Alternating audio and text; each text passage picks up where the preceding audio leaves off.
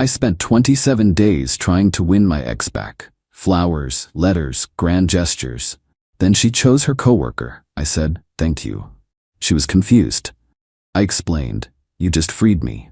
1 year later, when she called crying about him cheating, and then, I, 29 male, am writing this from a balcony that I can finally afford, drinking a coffee that doesn't taste like anxiety and compromise. It's been exactly 1 year since the day my life fell apart, and then immediately put itself back together in a configuration I didn't know I needed. Let's rewind. I'm an actuary. My life is risk assessment, spreadsheets, and calculated outcomes. I'm the guy who reads the terms and conditions. For 3 years, I applied none of that logic to my relationship with Becca, 27 female. Becca was magnetic. She was an aspiring ceramicist who worked part-time as a barista and full-time as a professional victim of the universe. I loved her. God, I loved her. I loved her chaos because I thought my stability balanced it out. I was wrong. My stability didn't balance her, it funded her. The breakup happened on a Tuesday. She sat me down on our beige love seat, which I bought, and told me she needed space to find her artistic voice. She said I was stifling her creative energy with my questions about budgets and cleaning schedules. She moved out to stay with her sister, leaving me with the lease, the dog, Barnaby, a golden retriever mix who is the best boy, and a heart that felt like it had been run through a wood chipper. For 27 days, I was pathetic. I'm not afraid to admit it. I did the pick-me dance. Day 1-7, I sent flowers, not grocery store bouquets. I'm talking imported peonies, her favorite, $150 a pop. Day 8-14, handwritten letters. I poured my soul onto heavy cardstock, apologizing for things I didn't even do. I apologize for working late. I apologize for asking her to do dishes. Day 15-21, the grand gestures. I bought tickets to a music festival she wanted to go to. I offered to pay for a private pottery kiln for the garage. Day 22-27, silence. I waited. On day 28, she agreed to meet me. We met at a hipster coffee shop downtown. The kind with exposed brick and $9 lattes. She walked in and she wasn't alone. Walking a step behind her, looking like he just rolled out of bed in a meticulously curated way, was Todd, 30s male. Todd is a soundscape architect. I still don't know what that means, but I know he works, or vibes, at the coffee shop where Becca worked. They sat down. Becca looked glowing. Todd looked bored. "Jason," she said, using her serious voice, "I got your letters. They were intense." "I meant every word," I said, ignoring Todd. "I want to fix this. I bought the kiln." She sighed, looking at Todd. He squeezed her hand. "That's just it, Jason. You think you can buy happiness. Todd and I, we have a connection that transcends material things. We've been seeing each other for a few weeks, since before I moved out, actually." The air left the room. "Before?" I asked. "It just happened," she said, defensive immediately. "We were closing one night, and the energy was just there. He gets me, Jason. He understands that art is pain. You just understand. Excel." Todd smirked. "She needs to breathe, man. You're suffocating her aura." I looked at them. I looked at Becca, wearing the jacket I bought her, holding the purse I bought her, sitting next to a guy who probably hadn't paid a utility bill in his life. And then, the strangest thing happened. The grief didn't hit me. The anger didn't hit me. The calculator in my brain turned back on. I did the math. Rent, $2,400, I paid 100%. Utilities, $250, I paid 100%. Groceries, $600, I paid 100% because she insisted on organic everything. Her car insurance, $180 bundled with mine. Her phone bill, $90, family plan. The storage unit for her unsold pottery, $150. Streaming services, $85. Emergency credit card, in my name, authorized user, variable, usually $500 to $1,000 a month for supplies. I looked at Becca. "So you're choosing Todd?" I asked. "I'm choosing myself," she corrected, leaning into Todd. "And Todd is part of my journey now." I took a sip of my black coffee. I set the cup down. "Thank you," I said. Becca blinked, her eyebrows scrunched up. "What?" "Thank you," I repeated. I smiled. A real, genuine smile. "You have no idea how much I needed to hear that." I don't understand," she stammered. "You're not mad?" "Mad." I stood up. "Becca, I'm relieved. You just freed me. You have absolutely no idea what you just did for me." I dropped a 20 on the table for the coffees. "Good luck with the aura, Todd," I said. I walked out. I didn't look back. I got to my car, sat in the driver's seat, and pulled out my phone. It was 11:15 a.m. By 11:30 a.m., I had called Verizon. Remove line ending in 4588, effective immediately. By 11:45 a.m., I had called Geico. Remove driver Rebecca last name. Remove vehicle 2016 Honda Civic. By 12 p.m. I was on my banking app. I saw a pending charge on the emergency credit card. $65 at Vinnie's Vinyls. Todd needed records, I guess. I disputed the charge as unauthorized user activity. She was authorized for emergencies, not boyfriend gifts, and technically she wasn't my partner anymore. Then I canceled the card entirely. I went home. I looked at the empty spots on the shelves where her knickknacks used to be. I looked at Barnaby. "Buddy," I said, "we're going to eat steak tonight." I slept for 12 hours straight. The next morning, the texts started. Update 1. The reality check. 2 weeks later. It's been 14 days since the coffee shop meeting. The silence lasted exactly 24 hours. The first text came at 8 a.m. the day after I cut the cord. "My phone isn't working. Calls keep dropping. Did you forget to pay the bill?" I didn't reply. I was at work, actually getting things done for the first time in a month. "Jason, seriously, I need my data. I'm trying to upload content. Why is my card declined? I'm at the gas station. This is embarrassing." I finally replied on my lunch break. We broke up. You chose Todd. I stopped paying for your life. Ask Todd to pay for the gas." The response was immediate. She must have been on Wi-Fi. "You can't just cut me off. That's financial abuse. We had an agreement." The agreement was that we were partners. You ended the partnership. I accepted the resignation. Good luck. I blocked her number on my personal cell, but I kept email open because we still had the lease to deal with. That's where the real entitlement kicked in. Our apartment lease runs for another 6 months. Both our names are on it. However, I am the one who qualifies for it. My income is the anchor. I emailed the landlord, Mr. Henderson. He's a tough old guy who hates drama but loves on-time payments. "Mr. Henderson, Becca has moved out. I will be serving out the remainder of the lease alone. Please note that access to the unit should be restricted to leaseholders only, and since she has vacated and surrendered keys, she left them on the counter when she left, I am requesting to change the locks for security." Mr. Henderson agreed, provided I paid for the locksmith. Done. $200 well spent. 2 days later, I got an email from Becca. From Becca. Subject: "You locked me out? I came by to get my winter coats, and the locks don't work. Todd was with me and he said, 'This is illegal eviction. I'm calling the police if you don't give me a key.'" I forwarded the email to Mr. Henderson and replied to her. "You moved out 30 days ago. You surrendered possession. If you want your coats, let me know a time and I will leave them in the lobby with the concierge. You are not entering the unit." She didn't like that. She showed up that night. I watched on the Ring camera. She was with Todd. Todd was wearing a beanie in July. They pounded on the door. "Jason, open up, I live here." I spoke through the camera. "No, you don't. You live with your sister, or Todd, go away." "I need my pottery wheel," she screamed. "Ah, the pottery wheel. The one I bought for her birthday last year. The one that cost $1,200. "That was a gift," I said.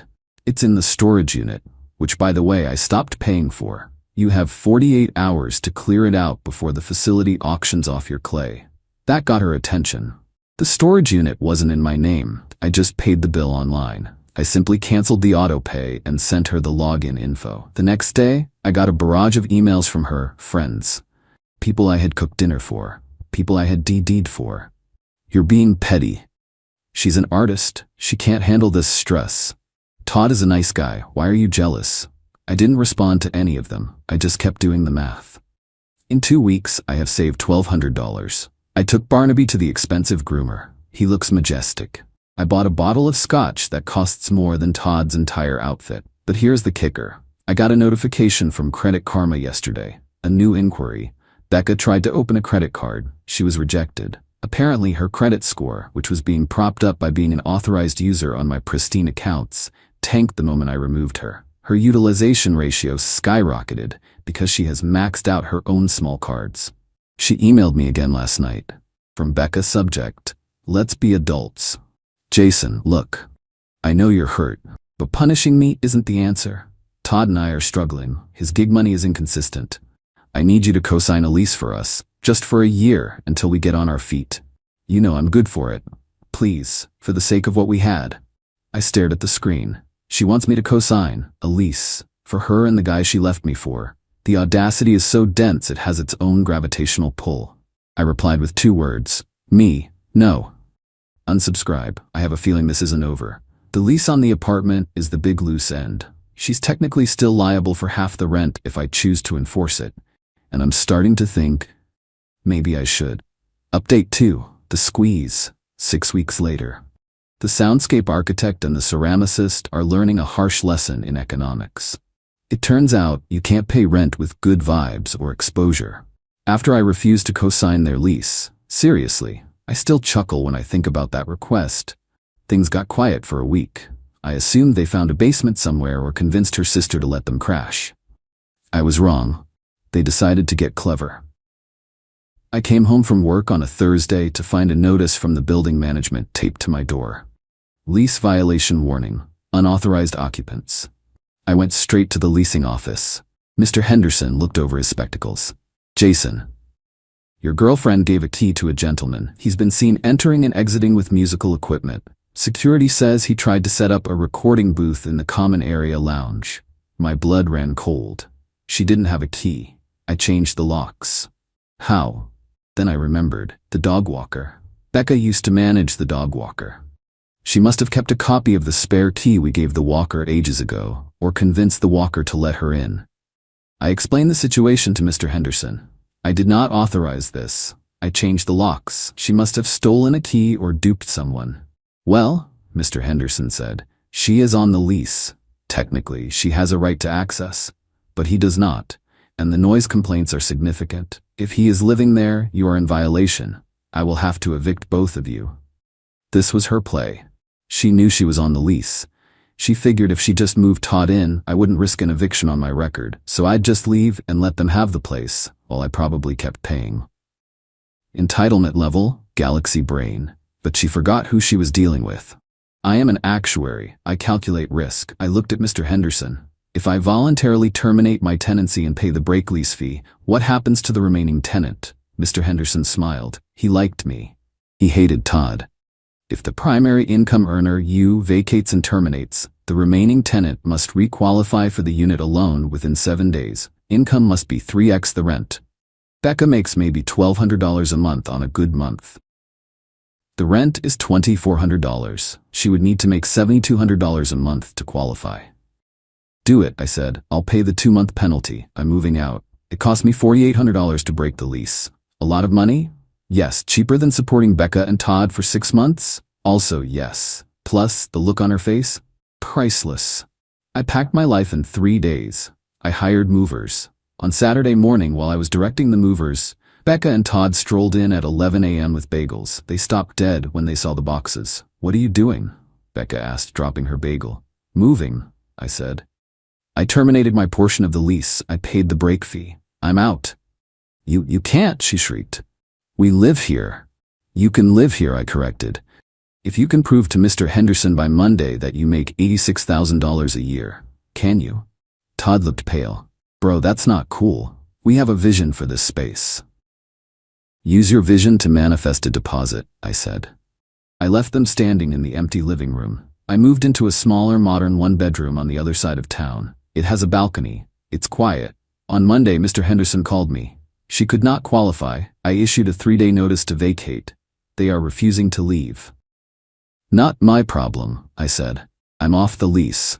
Actually, Henderson said, since you paid the break fee and signed the release, you are clear. I'm filing for eviction against her specifically. It will go on her record, not yours. I almost felt bad. Almost. Then I checked my email. From Becca. Subject, you ruined everything. I hope you're happy. We are being kicked out. Todd's equipment is heavy and we have nowhere to go. My parents won't take us because they hate Todd. You are a monster. You have no soul. You promised to take care of me. I didn't reply, but I did send a Venmo request. Request to Becca, $180. Note, final car insurance payment, April. She declined it. Becca, go to hell. A week later, I got a call from a collection agency. She had put my phone number down as the contact for her delinquent credit card, the one she tried to open. I gave them her parents' home number and blocked the agency. The fallout was swift. Becca and Todd had to move into a motel. I know this because she posted a sad selfie on Instagram with the caption, "Struggle love, art is suffering, the world is against us." The background was definitely a Super 8. I poured a glass of wine and sat on my new balcony. I calculated my savings for the month. Even with the lease break fee amortized, I was going to be debt-free in 3 months. I breathed in. The air smelled like freedom. Update 3. 1 year later, the call. It has been 365 days since I said thank you. My life is boring in the best way possible. I bought a house, a small fixer-upper with a big yard for Barnaby. I built a workshop in the garage, not for pottery, for me. I restore vintage motorcycles now. It's greasy, loud, and methodical. I love it. I have a savings account that actually grows. I haven't dated much. I went on a few dates, but the moment I smell entitlement, I check out. I'm hyper-aware of the red flags now. I need a guy who can handle me translates to, I need a guy to fund me. No thanks. Yesterday I was in the garage sanding down a fuel tank on a 78 Honda. My phone rang. Unknown number. Usually I ignore these, but I was waiting for a call from a parts supplier. Hello? I paused. Who is this? Jason, is that you? It was Becca. Her voice sounded ragged, thinner. Becca? I wiped my hands on a rag. Why are you calling?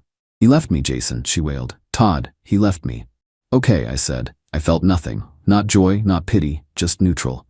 He cheated on me, with a drummer named Skylar. Can you believe it? I can, actually. He stole my kiln, she screamed. He sold it for drug money or sound equipment. I don't even know. He took everything. He stuck me with the motel bill. That sounds rough, I said. I have nothing, Jason. I'm at the bus station. I was thinking about you, about us, about how safe I felt with you. Here it comes, the pivot. I made a mistake, she whispered. I see that now. You were the only one who really saw me. Can I come over? Just to talk? Barnaby must miss me. I looked at Barnaby. He was asleep on a pile of shop rags, twitching in a dream about chasing squirrels. He hadn't looked for her once in a year. Becca, I said. Where are you staying? I don't have a place. I thought maybe I could crash on your couch, just for a few days, until I get my art business back on track. The entitlement was still there, buried under tears but solid as a rock. She didn't want me. She wanted a roof. She wanted a savior. No, I said. What? No. You can't come over. You can't stay here. But I have nowhere to go. You can't just leave me on the street. We were together for 3 years. And for 1 year, I said, I have been rebuilding the life you tried to dismantle. I am not your safety net anymore. I am a stranger who knows your history. You're so cold, she spat. The sadness vanished, replaced by that familiar anger. You always were cold, a robot. That's why I left you. And yet, I said, you're the one calling the robot for help. Goodbye, Becca. Wait, Jason. Please, I have no money. I haven't eaten since yesterday. I paused. I am not a monster. I am a human being. I will Venmo you $50, I said. That will get you a meal and a bus ticket to your parents' house. Do not call me again. $50? That's insulting. You make? I hung up. I Venmo'd her $50 with the caption, "Final transaction." Then I blocked the number. I stood there in the garage for a moment. The silence settled back in. I thought about being angry. I thought about feeling vindicated. But mostly, I just thought about the fuel tank I was sanding. It had a dent in it, but with enough time and care, I could make it smooth again. I picked up the sandpaper. Barnaby let out a snore. You're right, buddy, I said. Let's get back to work. I didn't save her. I didn't destroy her. I just let her be the main character in her own tragedy, while I happily accepted the role of extra number 4, who exits stage left and goes to have a nice lunch. She wanted to be free. She wanted a life of passion and unpredictability. She got it. I hope it was worth it. As for me, my coffee is warm, my dog is happy, and my bank account is strictly for one, and that, my friends, is the ultimate luxury.